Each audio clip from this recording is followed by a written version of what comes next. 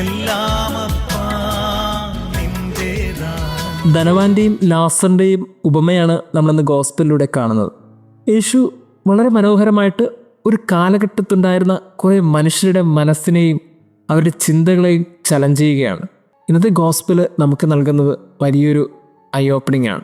ഈ ഭൂമിയിൽ നമുക്ക് നല്ല രീതിയിൽ സൗഭാഗ്യമുണ്ടെങ്കിൽ, സന്തോഷമുണ്ടെങ്കിൽ, നമ്മൾ ചിന്തിക്കേണ്ട ഒരു കാര്യം, ഈ സൗഭാഗ്യവും സന്തോഷവും ഒക്കെ നിലനിൽക്കുന്നത് മറ്റുള്ളവനും കൂടി നൽകാനും അവൻ്റെ കണ്ണീരിനും കൂടി തുടയ്ക്കാനുള്ളൊരു മനസ്സുണ്ടാകുമ്പോഴാണ്.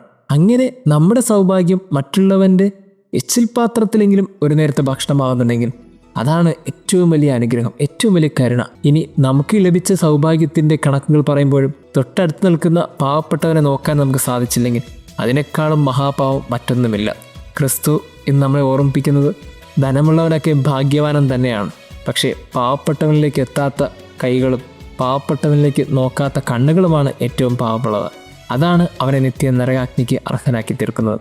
ദൈവം ഒത്തിരി കൃപകൾ കൊണ്ട് നമ്മളെയൊക്കെ അനുഗ്രഹിച്ചിട്ടുണ്ട്.